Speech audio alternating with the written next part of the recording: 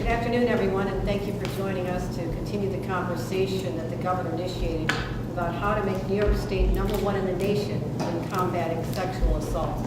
And part of that process is what we're doing here today. We just carried on a very candid conversation about policies in the state of New York and advocacy on behalf of the governor's plan, which he unveiled at a cabinet meeting over a month ago as part of his Enough is Enough campaign. Many of you know this issue came to the forefront last fall when the governor asked the SUNY trustees to adopt a comprehensive uniform policy to address sexual assault on SUNY campuses in the state of New York. The good news is that happened without a hitch. We want to again applaud SUNY for stepping up to the plate and coming up with a very ambitious plan, which is now system-wide. The question now becomes, what about the rest of the colleges in the state of New York? Why can't we have this be a policy that's uniformly applied to the 1.2 million students who are in colleges in our state at this time, not just the 465,000 SUNY students? We're answering that question today. And the question becomes, will the legislature approve this? What we're talking about is approving a plan that, number one, provides a uniform identification of what consent is. Yes means yes. We had a great conversation about that, and there's a strong consensus that is going to be a major step in the right direction. Second issue we spoke about today is the governor's plan to allow for amnesty. People don't realize how important that is for bringing this issue out of the shadows, making survivors feel more comfortable moving forward with pressing the charges to make sure that sexual assaults do not continue. But they need to know that they're protected in case they were in violation of a lesser policy on campus, and the amnesty program does that. The governor has also proposed a uniform Bill of Rights for all students, so they know exactly what their rights are should this occur to them, whether they're a young man or young woman. Also want to make sure that the state police are engaged. The governor also announced that we have a hotline, so the state police can be a resource for victims and survivors, so they can connect with the campus police as well as the community to make sure that all the resources are brought to bear to assist people in their recovery and possible prosecution. So there's a lot of ways that we're addressing this, also in collaboration with our federal partners. Senator Gillibrand and I have been conducting roundtables around the state, but we have been undertaking a very comprehensive approach to gathering information, gathering ideas, and realizing that here in Albany we don't have all the answers. The answers lie with the people who had to endure the experience of sexual assaults on campus, who have become these outspoken advocates. And that's why these young women have joined us today here in the Capitol. They want to make sure that their voices are heard, that people understand how important the governor's initiative and why there's a sense of urgency that we get this enacted during the ongoing budget process and make sure that once and for all, we have a uniform policy in the state of New York which is going to protect, make sure that you know that New York State is #1 in the nation for protecting our college students. So at this time, I'd like to open it up for conversation with some of the young women who joined us today. Sejal Singh from Columbia University has some remarks she'd like to share with us. Thank you for the introduction to the governor. 3.5 years ago, I moved halfway across the globe to my dream school in my dream city, Columbia University in the city of New York. College was supposed to be the best time of my life, a chance to explore all the subjects I was excited about, to find internships and make new friends. Then, one night, after leaving the party, another student followed me to my room, pinned me down, and sexually assaulted me. I told him to stop and tried to push him away, but he threatened to hurt me if I stopped fighting back. So even though I had tears running down my face, I stopped saying no. The next morning, I told a friend what had happened, and he said I was being dramatic. I gave in eventually, and so it wasn't sexual assault. Because I stopped saying no, I was convinced that reporting my assault would be pointless. I was convinced that even though I felt violated and sick, even though I started having panic attacks when I saw him in the library, even though I had never consented, I had no path to justice because I'd stopped saying no. I felt helpless. I blamed myself. My grades slipped and I thought about dropping out. That's why I'm so grateful for Governor Cuomo's leadership today, because I never want any other student to go through what I did. Governor Cuomo's Enough is Enough policy creates a statewide definition of affirmative consent that is clear, unambiguous, and voluntary. If this law was in place the year that I came to Columbia, I might have reported my assault and the perpetrator might have been punished. Instead, without an affirmative consent law in place, I blame myself, and he went on to abuse at least 2 other women. An affirmative consent law tells perpetrators that if a woman accepts a drink, it's not a yes, that threatening women till they stop resisting is not a yes, and that silence is not a yes. Affirmative consent tells survivors that they can come forward and seek justice, because only a yes means yes. My case is not unique. More than half of my close female friends in Columbia have been sexually assaulted. Nationally, 1 out of 5 women in higher education experience a sexual assault or attempted sexual assault while on campus. By some estimates, only 10% of them feel safe enough to come forward and report. The rest of us fear that no one will believe us and that our institutions will betray us, allowing serial perpetrators to assault students again and again and again. We have good reasons not to trust our institutions. Even if I had decided to report my assault to Columbia, I have little reason to believe that my campus would be any safer. Columbia has a well-deserved reputation for mishandling cases and punishing rapists with a slap on the wrist. The year before I was assaulted, a friend of mine was also raped on campus. She opened a case with the school, and only after an extremely long, humiliating, and mishandled investigation process, her rapist was found responsible for sexual assault. Our dean decided an appropriate punishment was a 1-semester suspension. Another student was stalked and harassed for weeks by someone who threatened to sexually assault her. Despite clear evidence of the case, his only real punishment was to lose campus housing. Another Columbia student was found guilty for sexual assault and dating violence. His only punishment was to write a reflective essay. This is standard practice at Columbia. In all of our research, we have found dozens of cases where deans punish violent crimes with brief suspensions or meaningless probations, but we have yet to find a single case where Columbia has expelled a student for sexual assault. Violent, dangerous perpetrators are allowed to come back to the same school as the people that they abused. Governor Cuomo's Enough is Enough proposal can change that. This policy would require that anyone found guilty of sexual assault would be subject to immediate suspension or expulsion. Passing this legislation would immediately raise the bar for colleges and universities that are trying to sweep sexual assault under the rug by handing out meaningless probations or having students write reflective essays for the crime of sexual assault. That's why Students United for Safer Schools New York are proud to stand with the Lieutenant Governor today and announce our support for the Enough is Enough campaign. With this budget proposal, Governor Cuomo is leading New York and the nation in the fight to end sexual violence and protect New York's 1.2 million college students. We are also proud to have worked with Governor Cuomo and his office to strengthen this proposal further in key areas of effective monitoring and enforcement, transparent college adjudication processes, and prevention. And we look forward to a continued partnership with them to get this policy passed. Sexual assault is pervasive, unchecked, and it requires urgent action. Every day, more students like me are assaulted and betrayed by their universities. New York students need Governor Cuomo's proposal, and we need it this year. We call upon all New York legislators to stand up, stand with us, and say enough is enough. Thank you so much for the courage to come forward with that story. I know really it had to be tough to reopen that thing, but you are a strong advocate on behalf of a lot of people and future students that we hope to protect with this legislation. Next, we'll hear from Syracuse University Law student Folsom Ijaz. Thank you, Lieutenant Governor, for the introduction. Anyone who has a family member or loved one in law school can tell you how stressful the experience is. They'll tell you about the long hours spent going through legislation with a fine tooth comb. The hours spent learning cases so they don't get embarrassed when called by the professor who loves the Socratic method. And the agony of trial team competitions, journal elections, and the dreaded curve. But for me, all of these challenges are trivial compared to the one I began facing my final year at law school in Syracuse. Last September, a female law student was drugged at another law student's house party near campus and notified the school afterwards.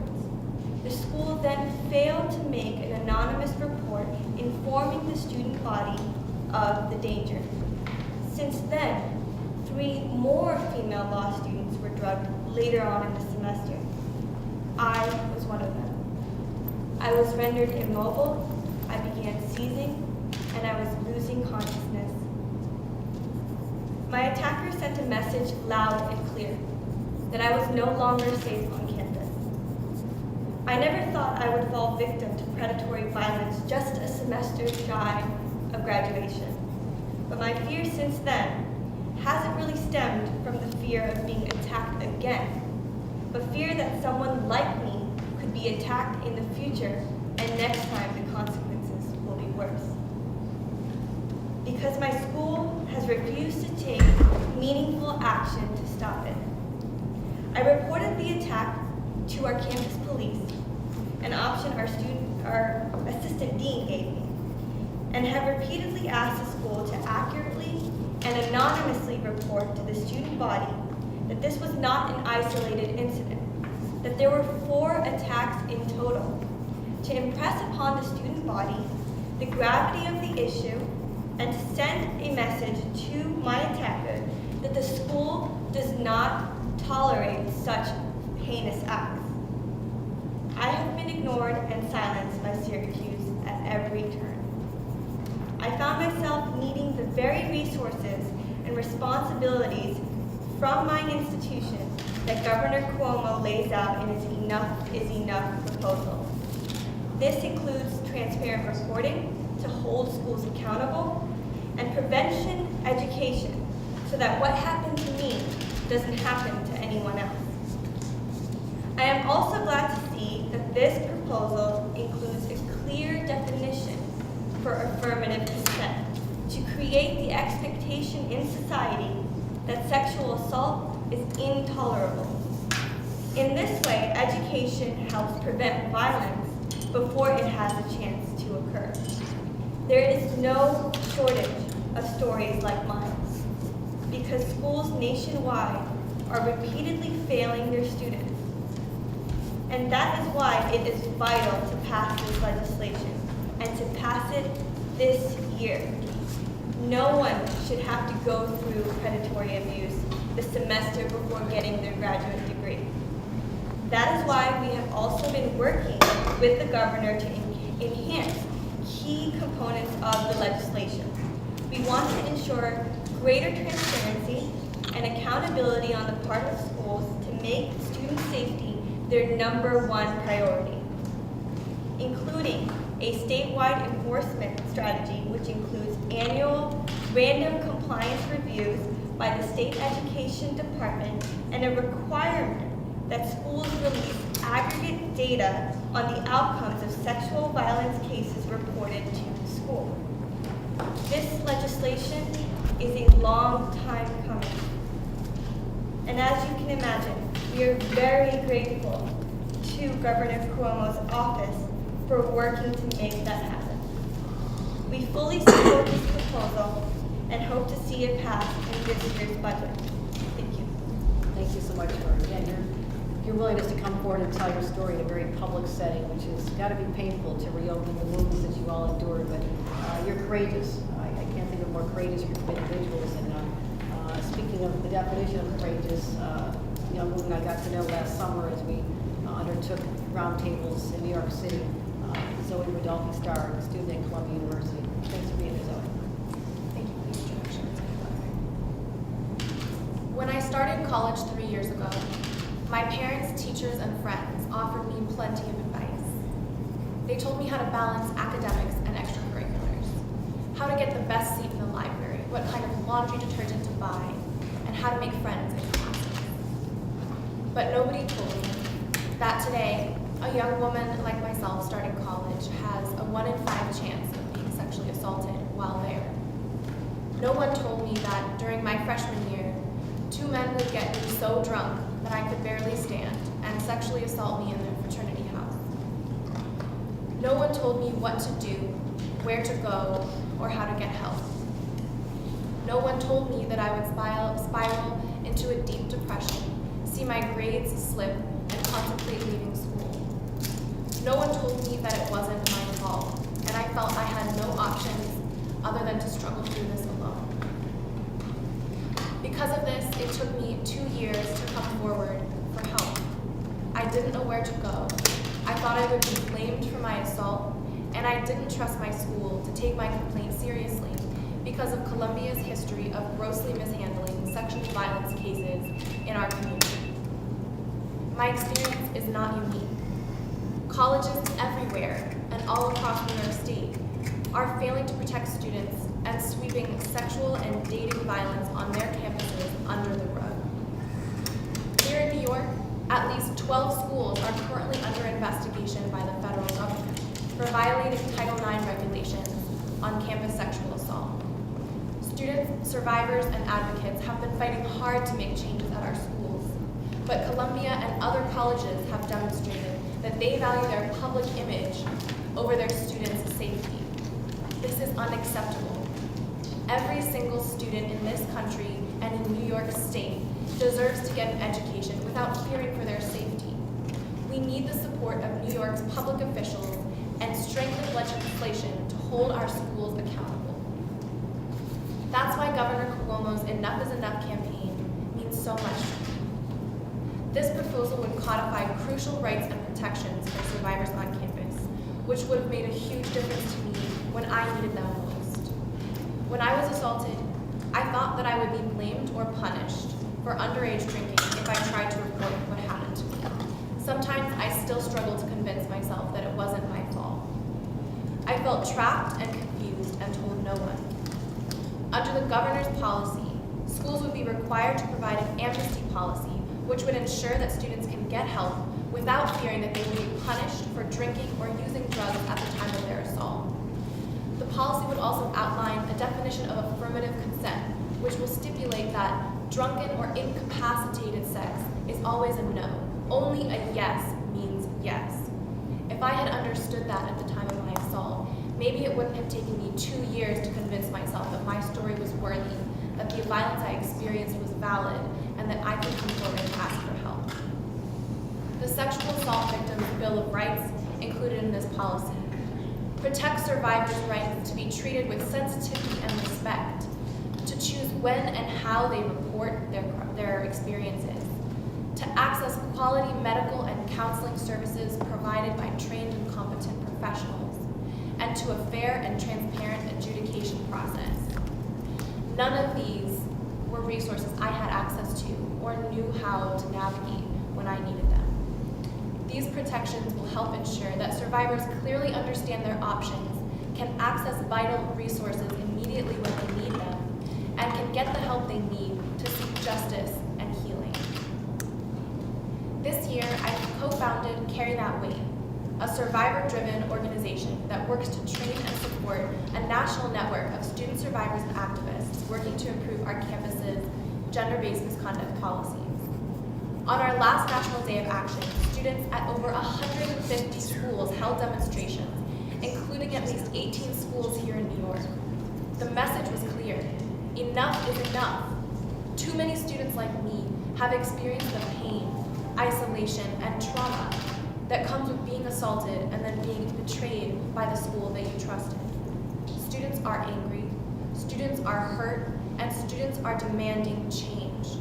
The Enough is Enough policy needs to become law this year so that all of New York's 1.2 million college and university students are better protected from campus sexual violence as soon as possible. We've been working closely with the governor's office on some key areas for improvements to make this proposal even stronger, specifically in the areas of monitoring and enforcement, effective prevention programs, and requiring colleges and universities to be as transparent as possible. The reality is that I can't change what happened to me, and I don't think that I'll ever get justice for my assaulters. But I don't ever want another student to go through what I've been through. I am calling on all New York legislators to help carry the weight of sexual assault by supporting the Enough is Enough budget proposal.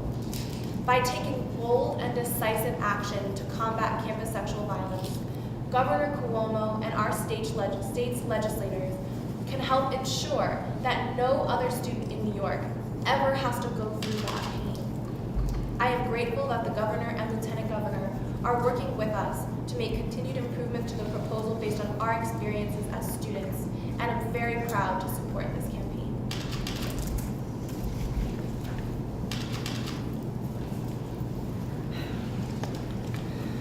it's impossible not to be moved to action when you see the courage in their faces, the passion in their voices, and their desire to work in partnership with our governor to effectuate this change. It can happen, and with their advocacy, they're going to be marching on the halls of the legislature. As soon as we depart this room, you're going to see them.